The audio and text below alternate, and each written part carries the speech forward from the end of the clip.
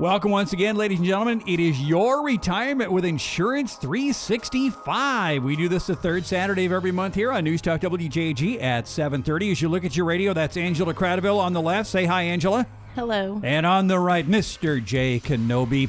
You can find out more about this great agency, insuranceagency365.com, and they're located at 711 South 13th. And we always say, if you miss it, you are not paying attention because their name is as wide as the building on the building.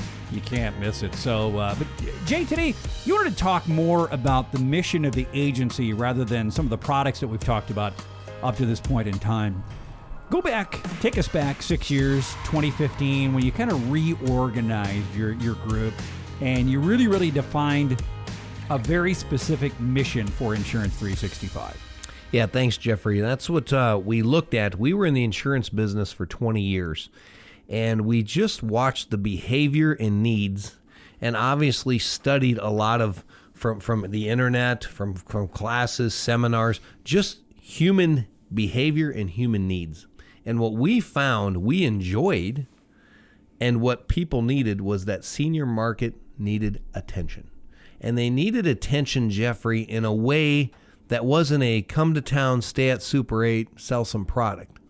That was not what they needed.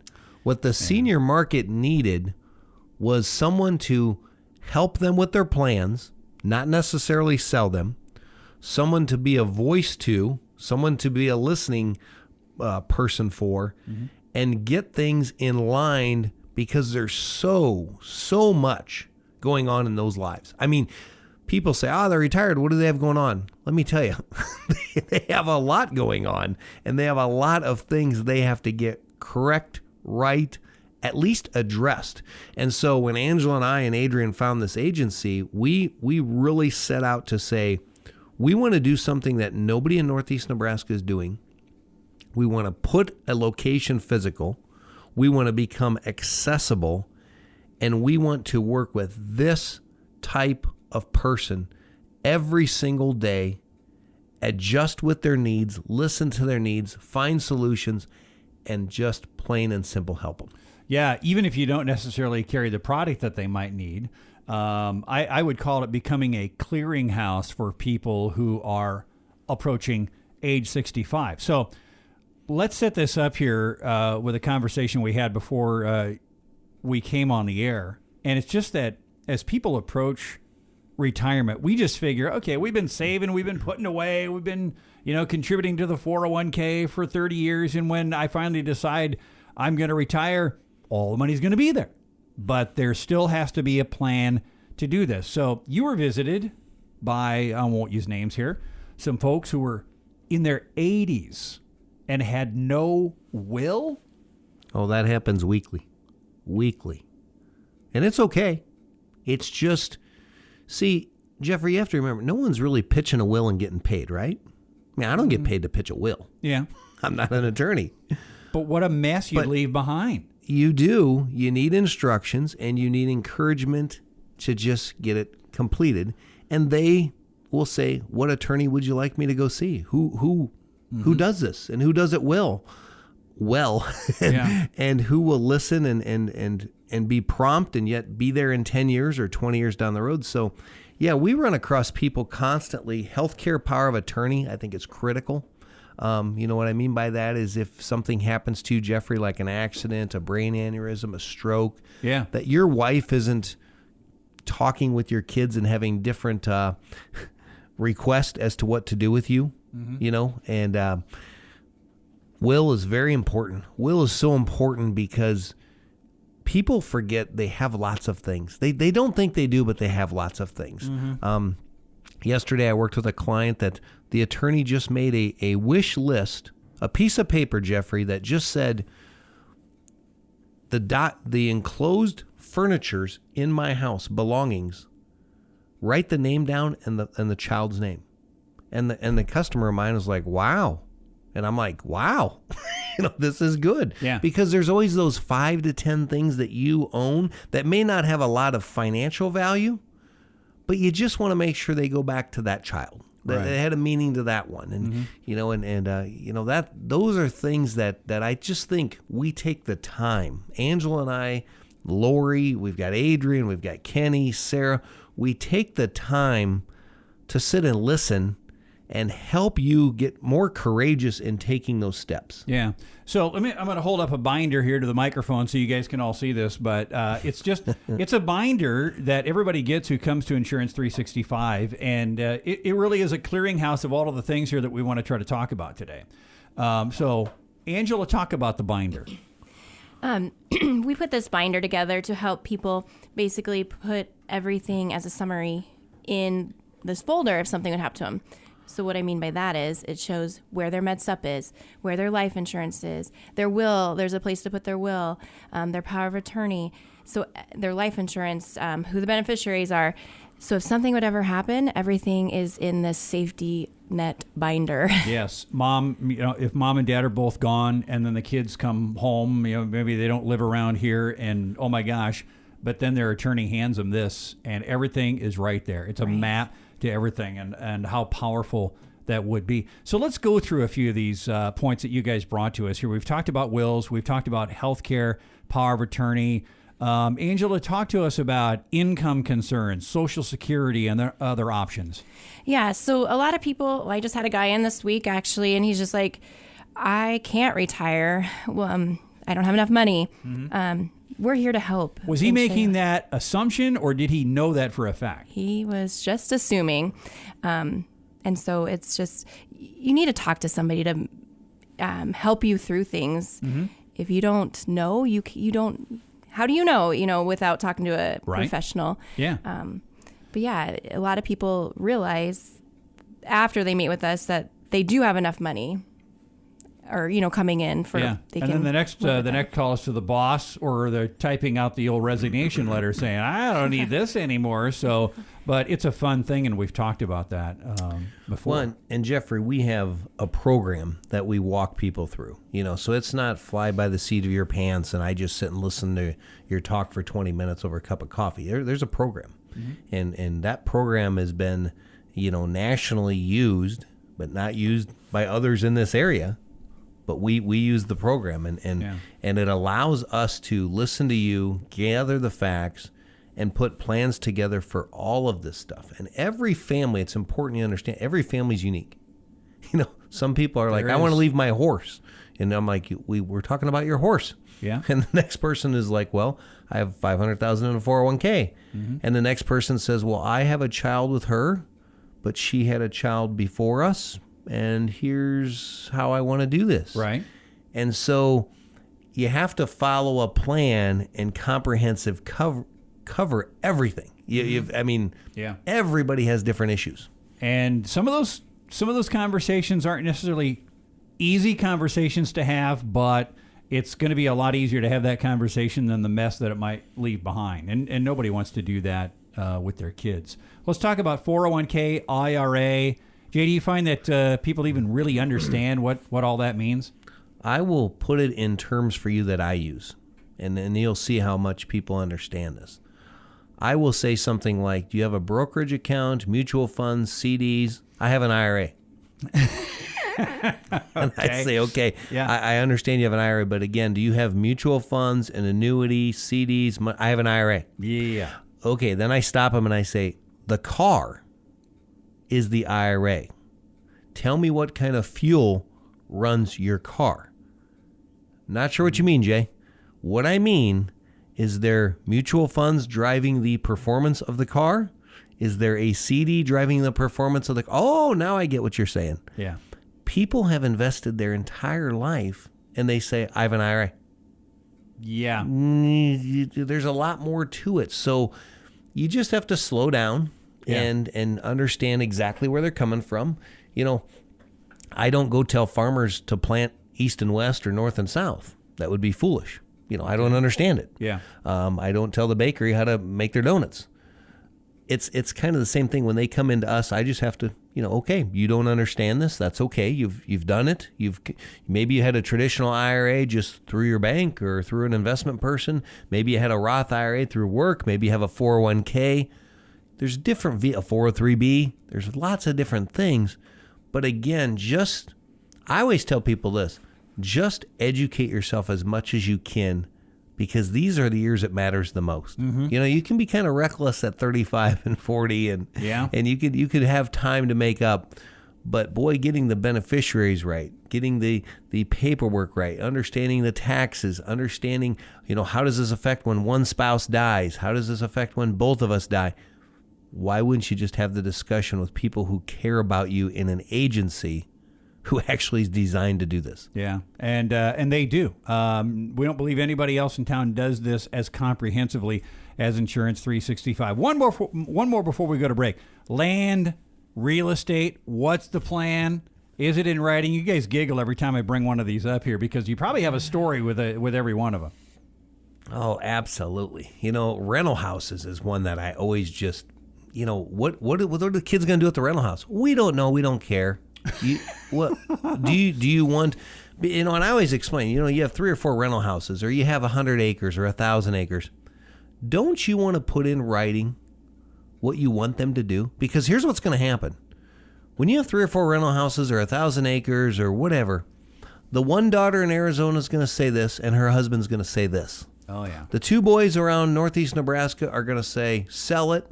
The one in Arizona says, no, let's create an income stream from it. The other one says, well, let's everybody take their thirds and you can do what you want. Parents, you created this wealth. You created this entity. And you direct it. You need to tell your children, here's in writing what I would like done. So you still get along. Because here's what happens. The turkey's very salty on Thanksgiving.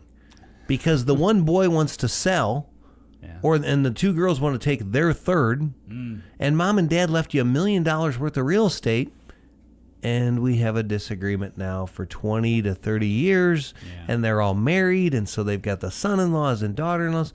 Why would you not sit down with people like us and just say, give me some ideas? What might be a solution? And again, it doesn't cost you anything. It's not like I'm saying I'm charging you $80 an hour to sit here. Yeah.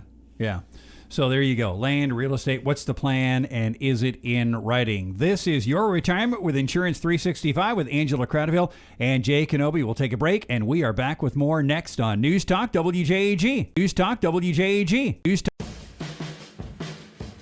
And welcome back to Your Retirement with Insurance 365, the third Saturday of each month here on News Talk WJAG. We get underway at about 7:30 in the morning here. Angela Cradaville is with us on my left. Jay is on my right. Find out more about this wonderful agency, InsuranceAgency365.com. They're also located at 711 South 13th. They want to be your clearinghouse for building your future and specifically your retirement as you get close to that retirement age. You know, maybe you're Jeffrey's age, late 50s.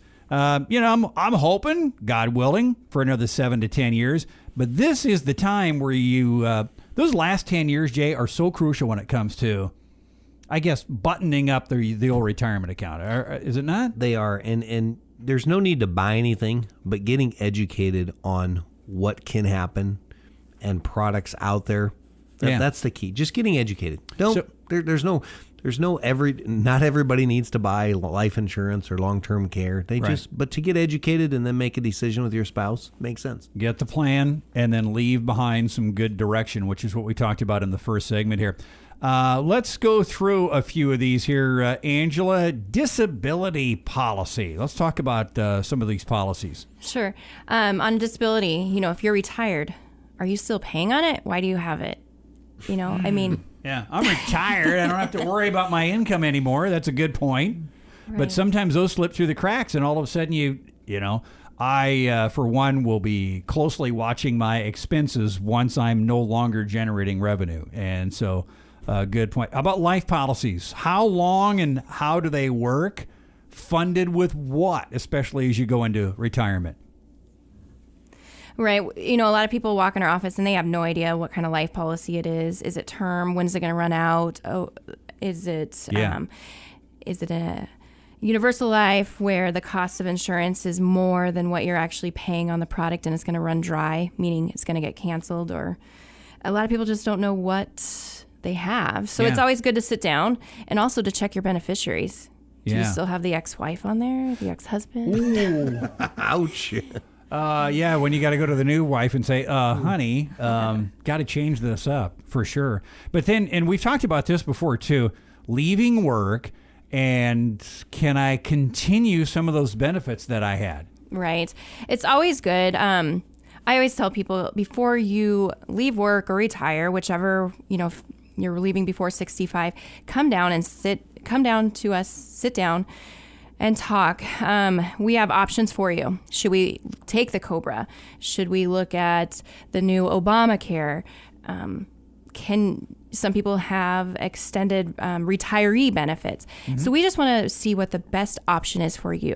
And it will depend, I guess, on your plan as far as whether or not you can continue your benefits, like dental and vision. How about that? Right. It just depends. Some do have COBRA, but is it worth having COBRA when in 18 months you have to start a new plan and your benefits start over? Why not start your benefits now and let COBRA just go away? Right. I mean, okay. I got her warmed up now, Jay, because we're going to go into Medicare Advantage, prescription drugs, and this is Angela's specialty. Yes. I always sit down with everybody to talk about Medicare Supplement versus Medicare Advantage and then prescription drug. I want to educate my clients so they know which route they want to take. It's totally up to them, but before they're turning 65, you can start applying for your Medicare A and B 3 months prior to the month of your birth date. So I always suggest to at least come down before then, and I can help them sign up for Medicare A and B so we can get everything rolling that day we meet. So February of 2027 for Jeffrey. I'll mark you down. I'm going to steer that in my brain so I don't forget about that. Okay, what's a Medicaid spend down? Yeah, so we have some people that are on the bubble of getting Medicaid, which means there's Medicare. That's for people that are disabled or over 65, and Medicaid are for people that don't have a lot of assets. And so there's sometimes people get a letter that says they need to have a Medicaid spend down. What that means is they have to spend so much money on insurance products in order for their Medicaid to be eligible. Okay. So we work with people. We have the products to make that happen for people that need spend downs. You'd be surprised how much of that is out there, Jeffrey. So, and we touched a little bit on this a little earlier, and that is just kind of understanding what you have, Jay. Like when you ask somebody, what do you have for retirement? I have an IRA. Oh, do you have CDs? Do you have money markets? Yeah. Good time to take an inventory. Absolutely. And we talk about, do you have enough liquid cash if something comes up? Some people will say, Jay, I really don't have much of the bank at all. They're not paying enough interest. I don't have enough. And then we, okay, well, have you thought about this coming up or this happening? And they're like, oh, no, I probably should get a savings. I probably should have, $5,000 or $10,000 in an account. Again, I don't sell this stuff. It's just to have the conversation and feel that you have a thorough plan. Yeah. What kind of cash flow are you going to have once you're no longer generating revenue? And, exactly. And how, what's that picture going to look like? You really want a picture of that. We've talked about this before. Do you want to maintain your lifestyle that you currently live? I assume most people do. Or are you prepared to maybe step back, slow down in some areas? I don't know about you, but I probably want to do even a little more because I'm going to have a little more time on my hands. Exactly. I want to go to Arizona and play golf in December and January. Yeah. And how important is it to have a source? Okay, long-term care, short-term care. This is a really hot topic. I know it's a really hot product right now, long-term care insurance. But how important is it, and how soon maybe? Well, Jeffrey, each couple I meet with is different. And when I say that, it's not my job to sell you something. It is my job to find out what the risk is. So when you talk about long-term care, you're also talking about, do I want lifetime benefits or do I want 2 to 3 years? The biggest problem people have with long-term care is they've talked to someone else first. I'm just going to say it because that's the problem. I bring it up and they're like, oh, the last guy showed me it's $7,000 a year. Well, understand, everybody works on commission. So if he showed you a $7,000 plan, I can tell you that's a really, really good plan. Did you need that, or did he want you to buy that? There's a difference when you listen to someone who has serviced thousands of accounts like myself and say, okay, get it on the table. What do you want to spend on long-term care? What do you want to spend? And I'll have families most of the time will say $1,000 to $2,000 a year. Now, do we need to work with your accountant on this? Because that can be tax deductible. Yeah, you'll do that? Yes. We'll work with your accountant. I had a lady last night, a widow that I talked to at 7 o'clock on the phone because she just wants the long-term care policy to go to her local attorney here in town. So today I have to bring that policy down. Long-term care is a huge servicing account, Jeffrey. It's not a one-time yes, no, boom decision over with and buy the highest price thing. Long-term care takes a long time. And then there's short-term care, so you have to understand the difference. There's hybrids versus traditional. Hybrids bring life insurance in it. Right. Yeah. So the long-term care value goes down, but there's life insurance with it. You see that real popular today and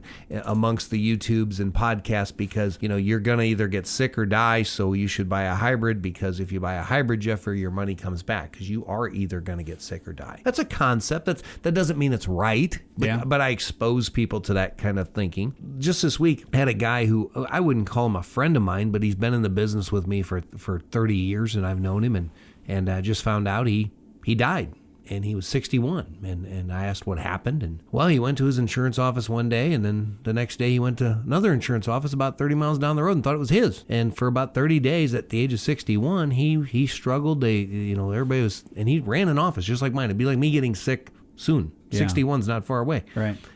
And then he fell and died. Oh, a guy like that, do you have those expenses of that month where things obviously went a little crazy? Yeah. In the business and the house. And those are things you just have to talk about. You have to understand, is my product designed for those things? Can they happen? And the thing you don't want to do is be insurance poor. I'll say that. I hear that Jeffrey, if I probably had $1 for every time I heard that, I'd have been retired a long time ago. Yeah. Everybody says they're insurance poor. Yeah. Well, that's because you bought too much. You bought too much. Do you know what you bought? Well, no. We're running out of time here. I want to touch on a couple of more of these. Final expenses versus a burial trust versus the funeral home. Angela, you going to take that one for me? Sure. Final expense, that would be like a life insurance policy. So when people come in wanting to know what they need to do for their funeral, we need to assess, is a final expense the right thing for them? Or is a burial trust the right thing for them? Them going to a funeral home and prepaying their funeral, the thing that people forget about is they're locked into that funeral home. I had a lady in my office, her husband just passed away. She's thinking about moving. So if she would have went to a funeral home and paid for her funeral, and if she moves down to Lincoln, well, her kids aren't going to want to come back to Norfolk because they're not from here. Okay. So with us, a final expense and a burial trust, they are portable to wherever in the United States you may go. Jay, annuity versus RMD. Just understanding objectively, sitting down with someone, what's my RMD, my required minimum distribution off my IRA at 70 and a half versus a guaranteed income payment. When you talk about annuities, people say to me, well, I don't like annuities, Jay. And I'll say, which kind do you have? An annuity. There's a difference between fixed annuities, variable annuities, fixed index annuities, income riders, joint income riders. Don't just, that's like saying I don't like cars, but really you just have a problem with one kind. Sure. And so you just say, I don't like cars. Well, there's a lot of different cars on the road. Yeah. So that's what we go through there. And then, that's and simply a discussion. And pensions, you don't see those as much as we did years and years ago, but some folks, they have them. When you look at your pensions, when you look at your retirement, are you signing up for joint and survivor? Or are you just joining up for yourself? I mean, I have that weekly come in and they say, which one should I sign up for? And I just tell them, here's advantages, disadvantages of both. You make the decision, but I'm glad you came in. I'm glad you brought it in. There's nothing for me to sell you, but let's just look at your options and understand them. Definitely a conversation you need to have, because I know, Jay, you've seen the ugly side of that as well. So there you go, folks. It's your retirement with Insurance 365. These folks are the clearinghouse for having those conversations, those very important conversations, so you can have a very safe and efficient retirement. So you can work on enjoying yourself and not having to worry about all of these problems that could come if you don't make the right decisions, or at least have the conversations right now. Find out more. Call on Angela or Jay at Insurance 365, insuranceiagency365.com, and they're at 711 South 13th here in Norfolk. Guys, thanks for coming in again. Thank you very much. Thanks.